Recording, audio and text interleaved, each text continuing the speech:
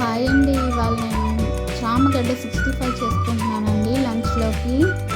దానికి కానీ నేను ఒక హాఫ్ కేజీ చామగడ్డని ఇలా గిన్నెలో వేసేసుకొని ముందే శుభ్రంగా కడిగేసుకున్నానండి. ఇప్పుడు ఇందులో కొంచెం సాల్టు, కొంచెం ఇంగువ వేసి ఉడకపెట్టుకోవాలండి.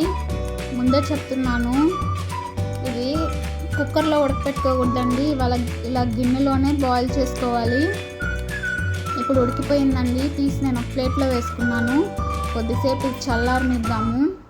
కొంచెం చల్లగా అయినాక ఇప్పుడు తొక్క తీసుకుంటున్నానండి. ఈ విధంగా తొక్క తీసేసి అన్ని పక్కన పెట్టేసుకున్నాము.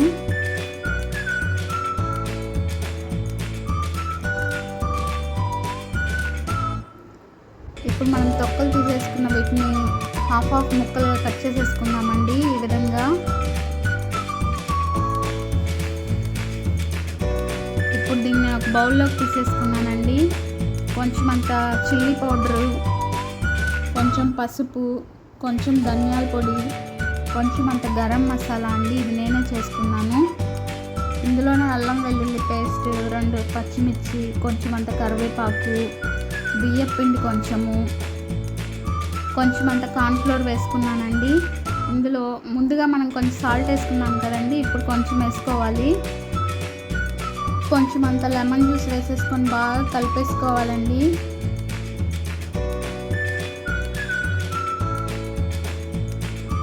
ఈ విధంగా కలిపేసుకోవాలండి. ఇప్పుడు మనం ఇంకో బాండిల్ పెట్టేసుకొని ఇందులో ఆయిల్ వేసేసుకున్నాము. ఆయిల్ బాగా హీట్ అయిన తర్వాత ఇప్పుడు మనం కలుపుకున్న దాన్ని ఇందులో వేసేసుకొని ఫ్రై చేసేసుకోవాలండి.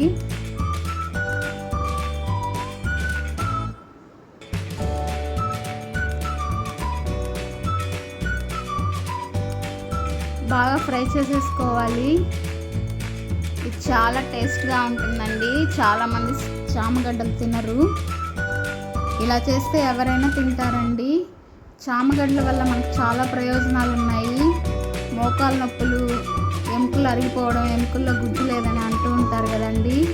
అలాంటి వాళ్ళు ఇలా చామగడ్డలు తింటే వాళ్ళకి మోకాల నొప్పి, కాళ్ళ నొప్పులు రాకుండా ఉంటాయండి.